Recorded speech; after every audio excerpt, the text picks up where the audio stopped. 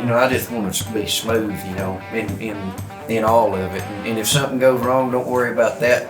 Don't focus on that, because if you go in there and miss drag a lead or something, and you're thinking about that, well, it's probably your stops are probably going to be not as good either, because you're still, just get over that and just try to make the next step positive.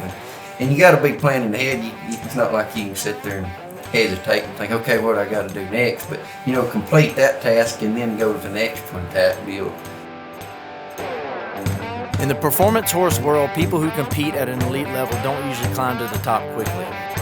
Like most achievements in life, it takes years of dedication, a strong work ethic, and the right mindset to stick with the process and grind it out. As a former college athlete, I know this to be true, and I'd add that through it all, you have to genuinely love what you're doing. My passion for horses and my competitive nature makes me hungry for answers. So I've set out to discover the psychology behind success stories living the Western lifestyle, to expand my awareness and apply what I've learned in my own life.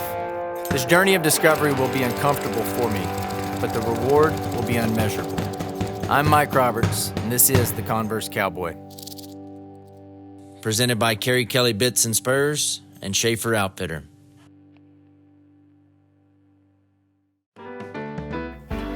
On this episode of the Converse Cowboy, we head to the 4 Sixes Ranch to converse with Dusty Burson, ranch manager at Dixon Creek, a well-respected cowboy in the ranch horse world. We discuss life at the Sixes and his journey that got him to where he is today. All right, so I am very grateful for you sitting down today, mainly because I don't even think you know this, but whenever I got that Playgun horse, when was that, probably 7 years ago? I bet so. That's probably 7 years ago, and that totally changed my direction, like in the horse world. Like I was steadily wanting to, I'm just curious by nature, and so I was trying to find knowledge and understand how to train horses. And I would ask people, around my circle back in Louisiana, well, why are you doing that? Why are you spinning them around? Why are you backing them up? And they're like, it's just what we do. Yeah. So they didn't have an answer. Yeah, so sure. I buy this Playgun gelding at the, what was that, Best of the Remove Sale? No, the Invitational. Invitational. No, it was at Guthrie, wasn't it? No, okay, in yep. Fort Worth. You're right. It was at Fort Worth. In the Sunday sale. Yep. You showed him, you won the damn, whatever it was, the show. Yeah, so you won the show on him and really show out. And so I ended up buying him, not during the sale, but in the alleyway after the sale. So I get this 7-year-old Playgun gelding home, and it's about like a 16-year-old getting a Ferrari, not knowing how to drive it, and so I'm like, what in the world do I do with this thing? And so I say that to say I'm grateful for you, because you did not have a problem answering the phone when I call, and I'd say, man, what about this, and what do I need to do here? And so you're very willing to share the information. And so whether you know it or not, like, you set me on this other path of showing and working cow horse and all that stuff. So I'm sorry. Yeah. Yeah.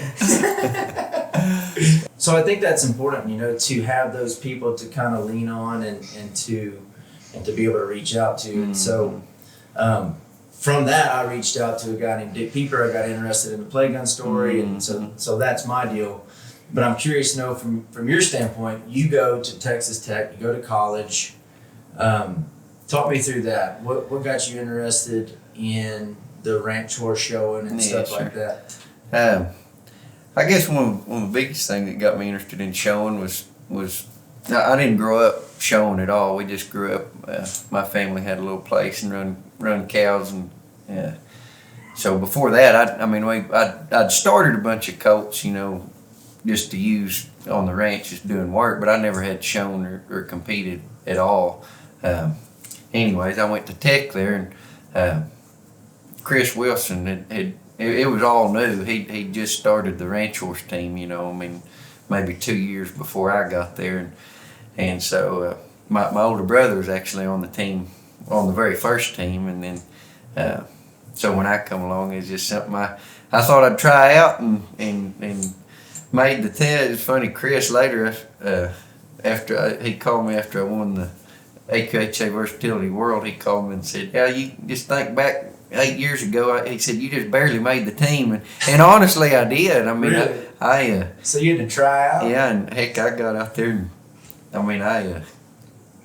I just had a 3-year-old that I'd been riding around. You know, it was a nice horse in on aspect, but you know, there's a difference in a show horse and one you're just using. You know, and heck, I didn't know how to get him in the right lead or left lead, or I didn't even really know what that was. You know, so I just go in there and heck, I was trotting and loping in the wrong lead and didn't get my lead changes. I'm grateful to Chris for seeing the potential, and you know, because heck, if he'd have shot me down there, I'd have probably never shown again, you know, and he may should have. I'm sure there's some people that were more advanced, you know, that were probably thinking, yeah, how'd he get on there, you know, but I am grateful for that he I guess took a chance on me, and I like I said, I'd started a lot of colts and was familiar with riding and stuff, but as far as showing, that's a whole nother world, as you know.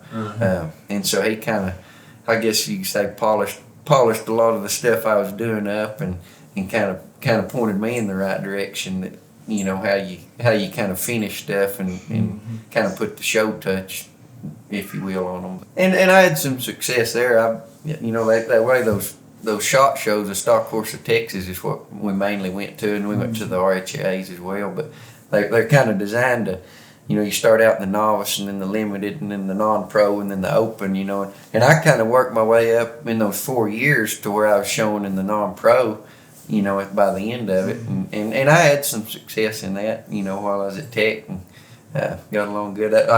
On that same horse, you know, that I took up there as a 3-year-old, and then so I learned a lot from him. I give a lot of credit to that horse too, but because he just taught me a lot, and just real easy minded. And I sold him to a guy, and it's kind of neat. That guy, he was just starting showing too, so he showed him in the novice that first year, and he won the year in the novice, and then the next year he won the limited, and then the next year he won the non-pro. You know, so that's the way those shows are kind of designed. So that was neat, getting to watch him do that for that guy. And now Chance O'Neill bought him for his daughter, and she's still competing on him. Really? Yeah. So, but yeah, I saw a deal yesterday that she'd won a buckle on him last weekend or something, I think, at the high school finals. Maybe he's old. 3 or 4. So he's 17, 16, 17, 18. But that's just a good, and you'll find that in showing, and I think, you know, a lot of even the big time trainers will tell you that a huge portion of that is just finding the right horse that's willing to let you win on them, you know. Yeah. Because a lot of them are talented enough, but to me they got to have the right mindset, you know, and that horse did. Yeah. When I graduated, I called Dr. Blodgett at the Sixes, and he got a job down there riding and showing and training and starting a bunch of colts and selling them, and it kind of went downhill from there, and had a lot of opportunity there to travel, and heck, I got to go to China and showed all over the United States, you know, and started showing then in a bunch of AQHA mainly is what we showed in. Like in the versatility and the working cow horse stuff. So it's pretty crazy, you know, just a little ranch kid that never had shown before, and then now I've been to a bunch of shows and feel blessed to get to have done it, you know. Yeah, definitely. And it's been fun to watch you, honestly, Dusty. I mean, you're one of the best horsemen I know. A very well-respected cowboy amongst, you know, the cowboy and Western lifestyle. The Burson name, everybody knows the Burson name, you know, just for what you guys do. And so I'm curious, you mentioned Chris Wilson. Chris is no longer with us, but from what little bit I knew about him, man, he was just a very genuine guy. Oh, man. And I'm sure you can elaborate a little bit more on that. But what was something that, you know, maybe impacted your life most about, you know, having Chris around? I mean, he just was such a good person, mainly, and a good teacher. And a lot of that is him just taking the time to do it. But I mean, a lot of guys know how to do it and can go do it themselves, but he could explain it. I mean, even over the phone, you know, you could call him. I mean, I did it when I was started at the sixes down there. I'd call him. He was at the Bell Ranch. I'd call him and pick his brain about stuff, and he could just explain it in a way that you could understand it and work on it and make improvements. You know, I mean, like I said, he took me from. He used to laugh at me when I'd lope off in the lead. I'd look down, and he finally come and said, "What are you doing?" I said, "I'm seeing what lead I'm in." And I didn't think I'd ever be able to tell that, you know. But he just encouraged you, and he was positive, and I tell you, there's not a better man alive than him, because he was a teacher and a good man and good friend of mine. But he just a lot of it was just he cared, you know, and he wanted to see other people succeed as well as himself. You know, it wasn't all about him. I mean, and he was successful in the show pen as well. I mean, he could make as nice a horse as anybody. So it wasn't that he was just a good teacher and couldn't do it himself, because he could. But man, you know, that takes a special person to, you know, take that many you know, college students to a show, and he couldn't watch. You know, if there were several arenas going, he might not see you run every time, but I mean, you'd see him running back and forth. He'd take a colt or something, but he'd just be at a long trot trying to get to the other arena to watch this guy, you know, and that way he could help you. And he'd take his wife Kara, and she'd film, you know, the ones that he couldn't watch, and he'd watch them. You know, just the time that he put into that. And it's pretty cool, all the people that went and are still going through that program. You know, he's not there anymore, but I mean, it's still crazy what that program that he started has done and where people are now. Yeah. You know, I mean, it's created an avenue for a lot of horsemen that had some talent and ability, but then he you know, he could point you in the direction that you wanted to go. Because I mean, if it wasn't for that, I wouldn't be where I am now. I don't think I wouldn't have. You know, I couldn't have went and got a job with, you know, training horses at the sixes, you know, without having that background that he put on you. You know, and you think about it, in 4 years, you know, that's crazy that he could compact all that into such a short amount of time to and like I said, there's other people that are still showing right now in the big shows, you know, that are being successful in it, you know. So I know you know him, but I thought a lot of him. You know, I think it's important to have people like that in your life, you know, that you can look to for answers for something that you're interested in learning more about. And I know for me, if I want to get good at whatever it is I'm doing, if I want to learn how to play the guitar better, right now I'm trying to learn how to speak Spanish. Yeah. I say right now, hell, I've been doing it 10 years. But I go to Mexico, and I go to an immersion program, you know, and I just immerse myself in that environment. I want to learn how to ride cow horses. Yeah, sure. I call Dusty Burson, you know, and so who are, I would say, like the top 3 to 5 people that you're reaching out to today? And I know you're not showing as much as you once did, but maybe whenever you were showing or you were in the arena, I know you got more to team roping now, but sure. Who are those top 5? And hell, it may even just be in life, Dusty, you know, just for life advice. Who's your top 5 that you have around you? I'll tell you him, Chris, I'll tell you, there's not even in my job now that like I said, it's just he cared so much about people and about, I mean, I don't care if you were wanting to show or if you were having trouble with life or anything, you know, he was there to help you. And especially in my job now, because me and him kind of had similar paths, if you think about it. You know, he was kind of in the show world, and then he got a job at the Bell out there. And but there's a lot of days, I mean, yesterday I thought, man, if Chris was still alive, I could call him and pick his brain about that, you know. So he was a big one. Just like I said, in the short amount of time, he had a huge impact on me, because, like I said, he went from that show kind of lifestyle to the ranch side, and he still competed and showed while he was there, but it was kind of scaled back a lot. You know, that wasn't his main job then anymore. But so he'd be one that definitely impacted me. That I used to reach out a lot and wish I still could. Of course, my dad and my brothers, I lean on them a bunch. for stuff just in life and showing. Me and my little brother True, he worked for the Sixes too, and heck, we'd help each other. I don't know that either one of us, especially getting started, knew that we might not should have been teaching each other, but we were able to just watch each other and say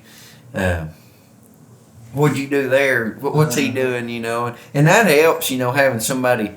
I know it's important to have somebody that you can call and go with on the weekend, but or every month, or go ride with somebody that's really been successful. But it's important to me having somebody that can watch you day in, day out, because they knew how that horse worked yesterday and what you've been dealing with, versus if you just go to Boyd Rice's and he just sees what your problem is right there, So that was important, being able to ride with, and I helped him and he helped me both, we was able to just bounce ideas off each other and say, hey, the other day I did this, definitely True's helped me a lot, and I've helped him. It's probably not having to do with this, but when we moved to the camps, we had to start shooting our horses. And people ask me who taught me how to shoot, because I'd trimmed some, but I never had shod one. And I tell people that True taught me how, and he tells people that I taught him how. Neither one of us, we just call and say, hey, I did this, So that's kind of neat too, getting to help him and him help us, and then you go to a show and watch the other one, have a good run, and that watching the horse and watching his horses improve, knowing that you didn't have it, you weren't riding them, but you kind of threw some advice in, part in it, yeah. Mm-hmm. So yeah, that's cool. Talk about maybe some of the, before you ride in, you're going to the AQHA World Show on. Help me out, Patty's Prince. Mm-hmm. What's your mindset riding in, or even in the warm-up pen, as you're warming up? What are you thinking about? Like, what's going through your head? Do you do any visualization as to how you want the run to go? Or yeah, sure, yeah. Before I ride in the show pen, I try to have a game plan. I don't care if what job you're doing. If we're going together, pasture, if you're wanting to go make a reining run or a cow horse run, whatever, you need to have a game plan and make a plan and then work the plan. To me, you don't need to just go in there and figure it out when you get there. So I definitely did, in the warm-up pen, I'd be, or even the day, or even the week or months up to it, you try to start, I don't think you need to necessarily run the patterns, but in your mind, I'm running through, on a reining pattern, and watching, I'm pretty visual. I like to, sit in the stand and think, okay, there's the center of the pen, and kind of find your markers, and that way you don't go in there and because it makes a big difference if you go in there and are kind of looking for those markers on the wall. You need to have already been there and seen it kind of sort of in your mind. But yeah, I'd just try to mainly stay calm and don't just show your horse's strengths off and not try to do anything he can't do, and just hope you get it all put together. Yeah. So how do you do that though? You say stay calm, but I got to think like the work that you put in weeks and months before enables that confidence and that calmness. Yeah, sure. Sitting there in the warm up. Yeah. A lot of times I think, for me showing, I could get along with a horse that maybe wasn't quite as athletic, but was willing. Mm-hmm. That way you can depend on him, because in a show, it is higher tense, higher stress. You're trying to compete and win, and so I want that more willing horse. That way you can go in there and you can lean on him, because you're gonna have to, especially in the cow events. You don't know what cow you're gonna draw, or you've gotta be able to react and lean on him to react. Right. But I've always get back to. I just want to be smooth, in all of it. And if something goes wrong, don't worry about that. Don't focus on that, because if you go in there and miss a, drag a lead or something, and you're thinking about that, well, it's probably, your stops are probably going to be not as good either, because you're still, just get over that and just try to make the next step positive. And you got to be planning ahead. It's not like you can sit there and hesitate and think, okay, what I got to do next? But, complete that task and then go to the next one type deal. And if you've made a plan in your mind and know where you're at, I think you can do that pretty fluidly, where it's not, where you're not sitting there thinking, okay, I got done spinning, what I need to do now. Yeah. You can think, okay, what's the next step in the pattern or whatever. That's right. And I think, I'm curious to know your opinion on this. We talked a little bit about it yesterday, just from cowboy and from, since you've been a kid, and then going into the show world. I think you have an advantage. I know you have an advantage because you don't have to think. Some of that's just a lot of feel and timing. Whereas me, kind of new to all of this, I have to really consciously think about some of that stuff. And so I think back to, we were going to Haskell for that first show, my first show. And so I'm picking your brain on the way there, like, what is some stuff I need to know? Like, what is stuff I need to do?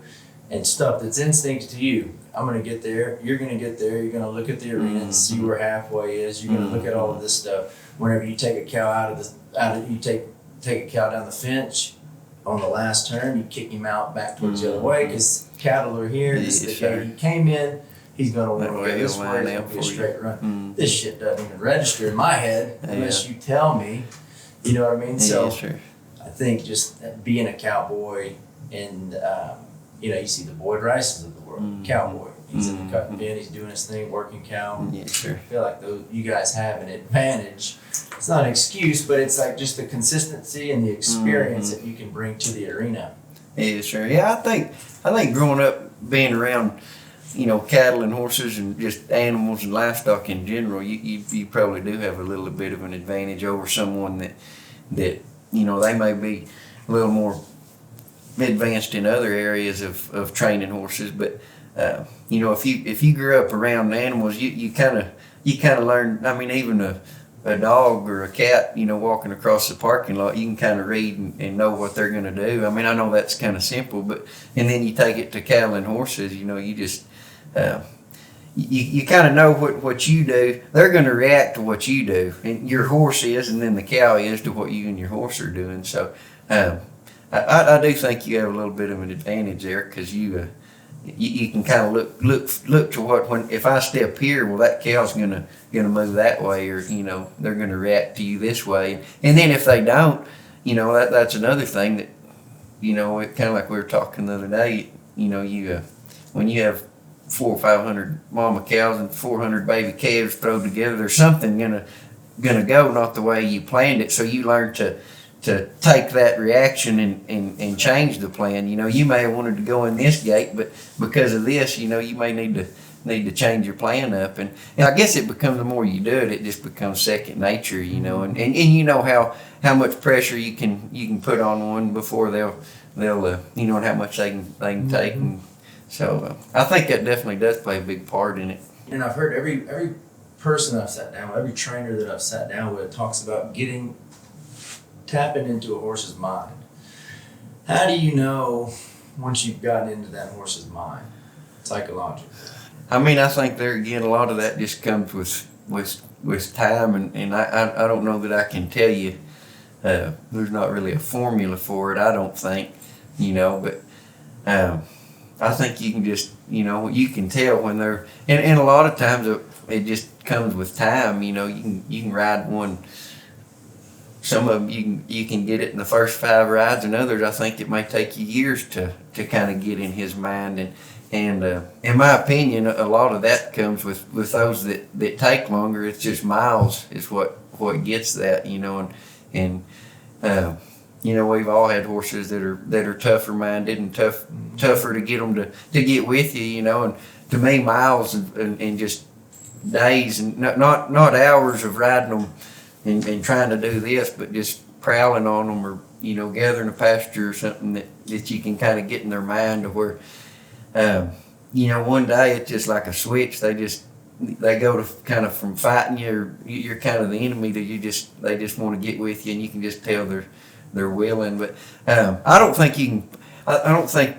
I think some horses you can push that on, but I do think there's some that you can't push it on. You gotta let their mind get ready for that.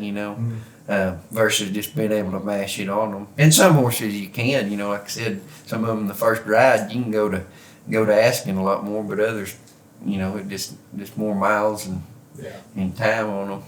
Your manager at Dixon Creek for the 4-6s, you have your pick of horses pretty much, of high caliber horses. Yes, sir. Do you see a consistency, when you talk about the mind? I know you're a fan of Plant Attractions. Yes, sir. Do you see a consistency, I guess, with the bloodlines as far as when that light bulb goes off for them? Yes, sir. Yep. I do. I think a lot of the times it bloodlines. I think the 6s here raise a good performance ranch. I know as far as ranch horses, that in my opinion they're one of the best in the country.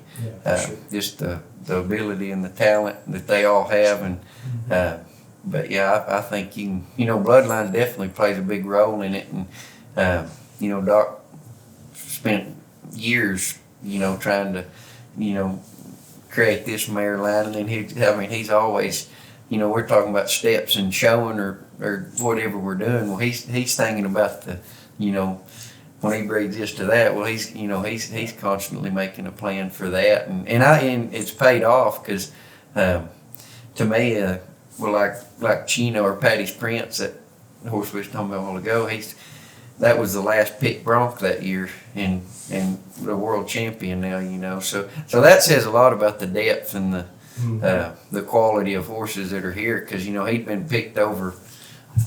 All kinds of guys could have got him, and I'm not saying they didn't get great horses too. They did, right.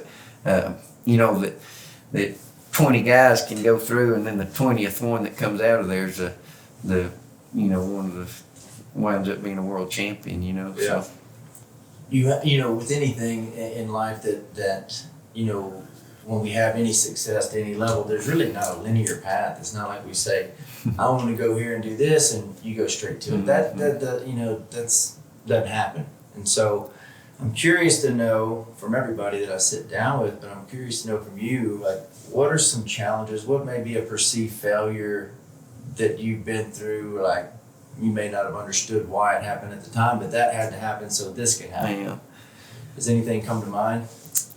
Oh, I don't know if it'd really be a failure or not, but I mean, kind of like that when I was trying out for the ranch horse team. I come out, and of course you didn't know for 2 or 3 days if you made the team or not. You had to interview after that, and I was kind of let down, because I obviously didn't have the run that I wanted to have, So I guess that could be a little bit of one, but it turned into working out okay. But to where I am now, one thing that kind of, because when I was working for Doc, I was just training and showing horses, and we'd ride sail coats and stuff, and put them through a lot of the sales around. But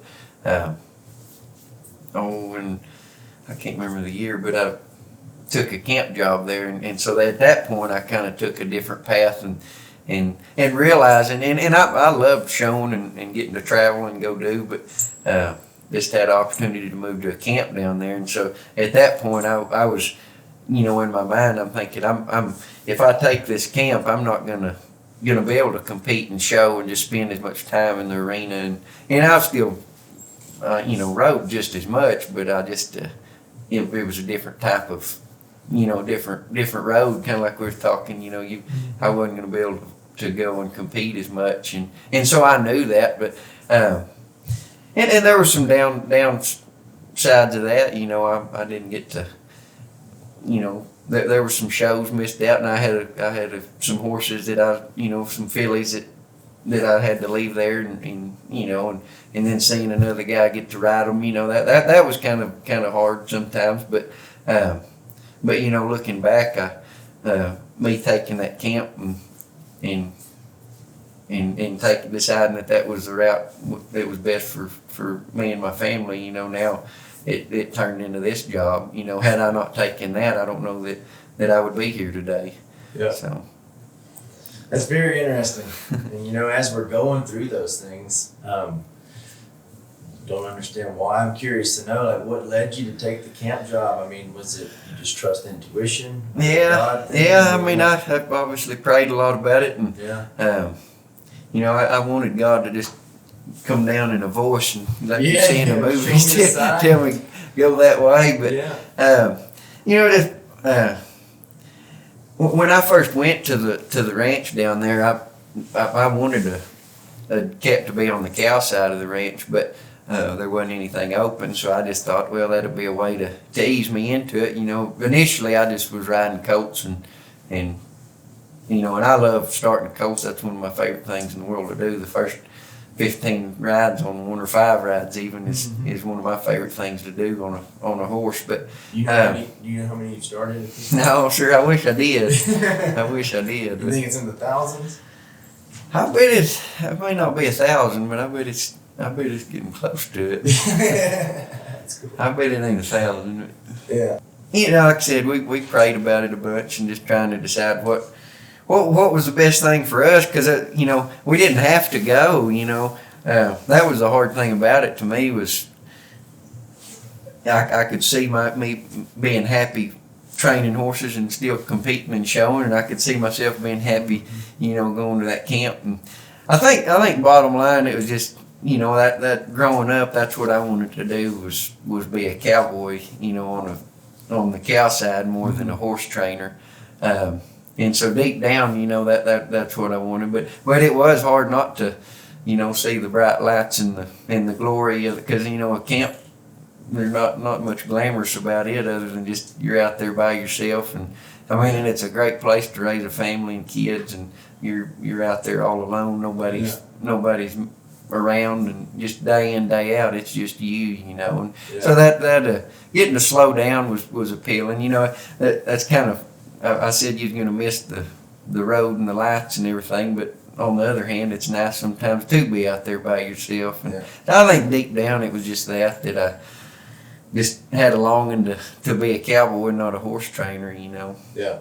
But, and like I said, you know, I was there for about 3 years at South Camp at Sixes, and then this opportunity came out, and there I was again, you know, another crossroads of because we were happy there, you know. I wanted to spend the rest of my life down there, and heck, you never know what the Lord's going to bring up and where He'll take you. So I definitely do think He has a plan, and for everybody, you know, for horses and for us, and if you'll seek Him and look to Him, I think He'll put you where you need to be. So I agree. You know, that being said, you mentioned that you knew you wanted to be a cowboy and be on the cow side. That's something that people may never discover in their life, you know, their purpose, their why, like why they do what they do. How did you know that was what you were supposed to be doing? I mean, I think it's just a lot of it's just the way I was raised, the way my mom and dad raised me, you know, and the way we're doing it now with our kids. You know, it's a lifestyle that, you know, you're not doing it for the money or for the ease of the job, you know, because a lot of days it is hard work and not fun. I mean, there's fun parts about it, and that may make it the not fun times worthwhile. But, you know, just the lifestyle of growing up, you know, you just, I think, have a love for tending to cattle and horses both, and we can still show here, and so it's almost like I could kind of have the best of both worlds, kind of have the slow, low key, you know, raise your family out on a camp, because I don't think there's a better place to raise a family than on a camp. And it's basically what ours wasn't a camp, but growing up, you know, it was just us and our family out in the middle of nowhere, you know. So I know for me it's great. Anytime I get to come out west and come spend some time with you out here, it's like life slows down. All the bullshit problems that we create, or that I create in my head, they kind of dissipate and go away, and it gives me a new perception on life, you know, a different lens to view reality. So yeah, I can definitely appreciate that. If you could go back in time and give your 20-year-old self advice, what would that advice be? Knowing what you know now. And we can do that two-part. I would like to know, like, for you, for Dusty Burson in life, and then Dusty Burson, the horse trainer, what advice do you give you? You know, a lot of times I think we talked about pressure on horses, and I think a lot of patience and stuff at least for me, came later. So as far as training, I think you know, the older, more mature you get, the more you realize to kind of take yourself out of the situation and see what the problem is. That way you can fix it versus just kind of getting locked in on a problem, you know, and being able to kind of step back and in anything in life or training horses, either one, being able to kind of take a step back and take a breather and slow down. You know, when you're young, you think it's got to happen now and don't know why, and sometimes you kind of get tunnel vision and you're looking at something like that instead of thinking big picture, you know. And it's just like, you know, if you're wanting to pin a bull that doesn't want to go to the gate over there, you know, if you can kind of just bend him over there, you know, instead of just, you know, you don't have to. And I think training horses is the same way. Some horses, if you may not get what you want today, but as long as you're working towards that end goal, you know, instead of thinking you got to have it all right now. Mm-hmm. I think that's a good point. You know, there's a lot of similarities in training horses and then living life. Mm-hmm. You know, and I think what you just said is very important, especially in life, to kind of zoom out Mm-hmm. and just be an observer at Mm-hmm. you know, sometimes. Yeah. I know for me, I tend to, like you said, I want it done now, and I'll judge what I'm doing if I don't think it's good enough, or I'm my own worst critic at times. And I hear other people say the same thing. So how can we just observe what's going on and, you know, be aware of it, Mm-hmm. and then Yeah. go down the road, because all we can do is our best. Yes, right? sir. That's all you can do in life and with horses. Yes, sir. That's all a horse can do is his best. And I think you know, just caring, you know, if you don't care about what you're doing in life or training or anything, you gotta care first, and the rest of it will kind of fall into place, you know. Yeah. But if you try hard and work hard, I believe you can do anything you want to, and you know, showing or life or anything. But and I relate, you know, training horses a lot to your life and to your kids, and you know, I know it's a whole nother thing, but at the same time, you're wanting your kids to be disciplined just like you want your horse to be, you know. So I do compare it a lot to, you know, the first few rides, especially when you. I've got a 3-year-old daughter and a 1-year-old, and so you can kind of use those times of training, you know, a horse. You can kind of relate to, you know, if you're having trouble, whatever, with your kids, you know. I do kind of put those together quite a bit. I don't know if that's right or wrong, but I think I've asked other trainers that. Like, do you see similarities with raising kids and training horses? Answer is yes. Yeah. Absolutely. I think the similarity I don't have any children, and but I like to think of like training a 2-year-old is like training our subconscious mind, you know, because by default a human brain is going to have negative thoughts, Mm-hmm. you know, and by default that horse wants to go run wild. Yeah. You know, just like our brain wants to go just run Mm-hmm. wild, and unless you know, tame it in some way, and with consistency, you ride this horse every day. With consistency, like for me, I meditate and really dial into what's going through my brain, Yeah. and only put in positive stuff. Mm-hmm. You know, I don't have TV, I don't watch the news. Yeah. I don't watch any of that stuff because I don't want any negative Mm-hmm. stuff in my head. So I like to compare those two Yes, things. sir. You know? But especially with everything going on in the world today. Mm-hmm. Yeah. You know, it's 2020, but you guys still stay with the traditions of, you know, days gone by. Mm-hmm. Can you talk about some of that stuff, and maybe I'll say I want to hear about your relationship with boots, but Yes, sir. can you talk about some of those the traditions, going out on the wagon, doing that stuff, Mm-hmm. and what that means to you?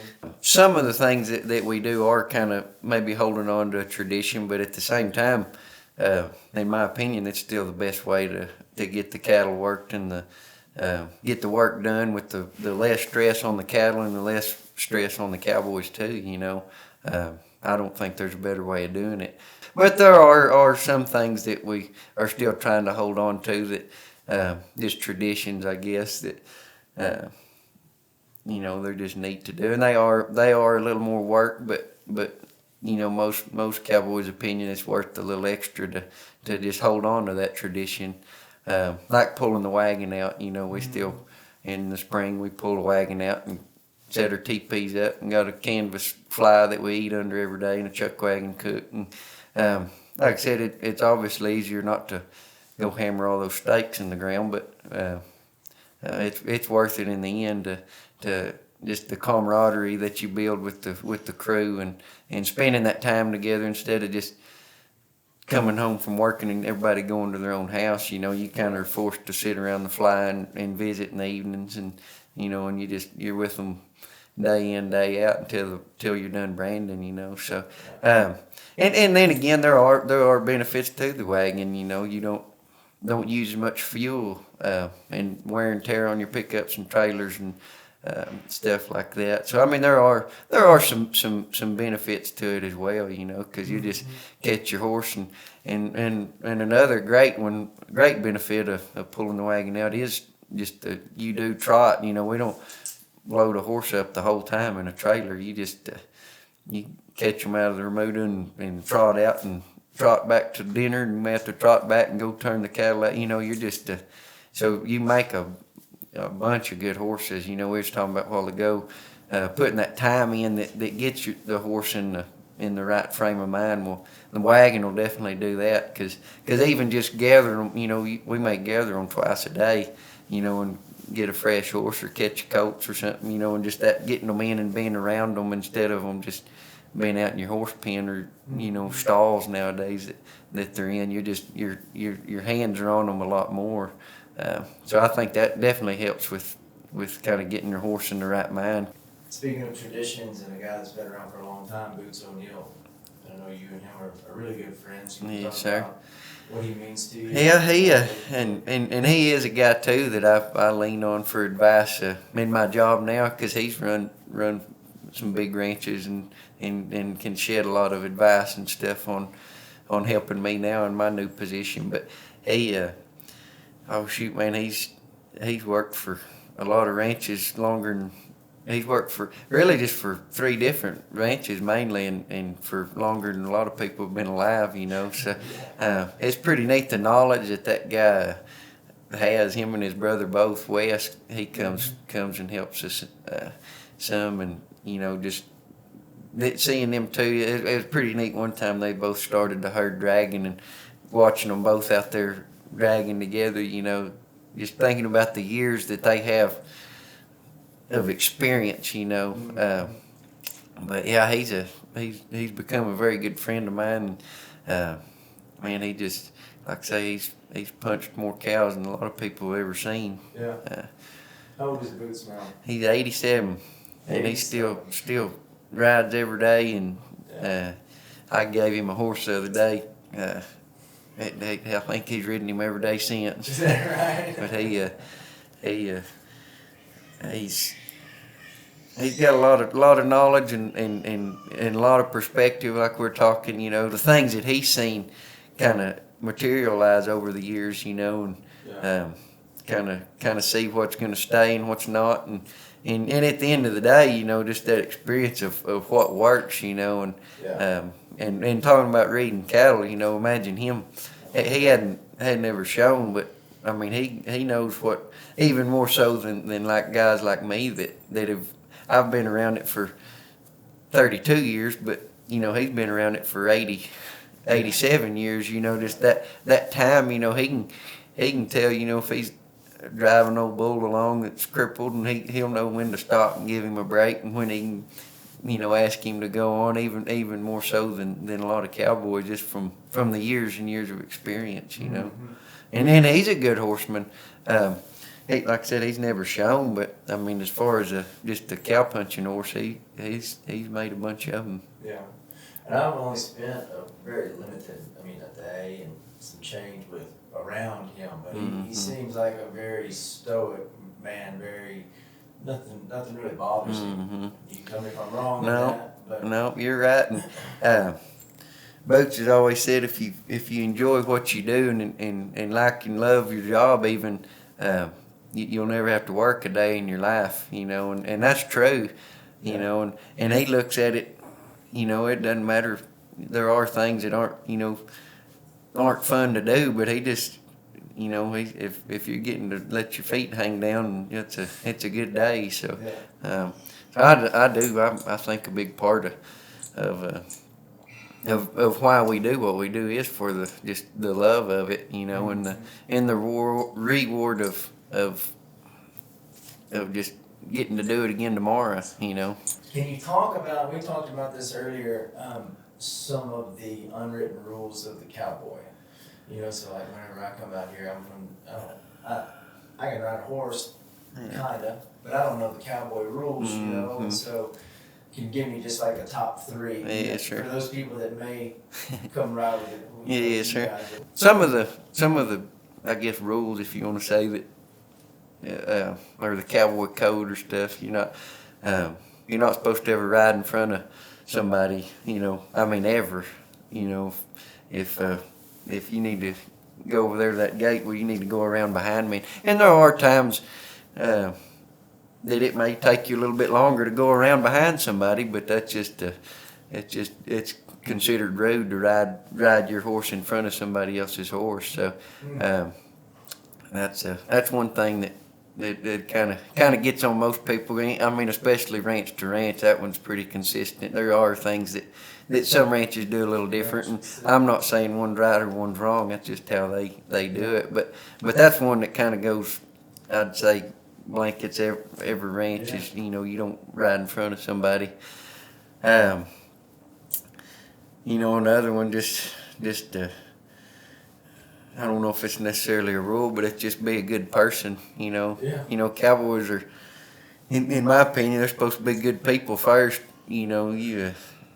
And care and just be a hard worker, and that goes a long ways. If you, especially to me, when working with them or for them or under them or whatever, if they know you'll do it too, and they'll go do anything you want to for you.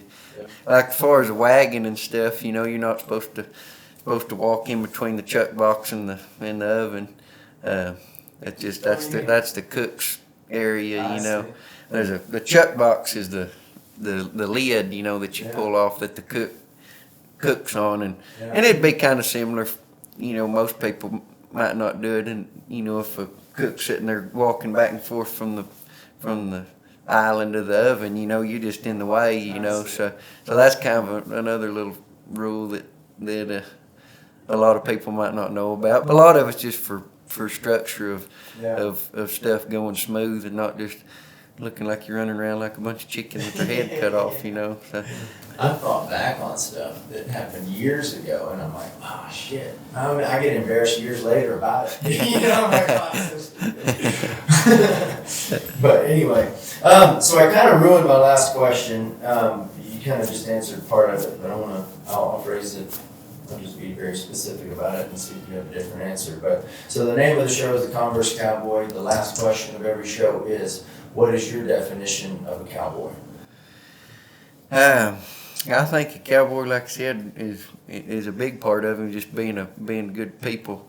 I think they're supposed to respect people. If you don't respect other people, they're not going to respect you.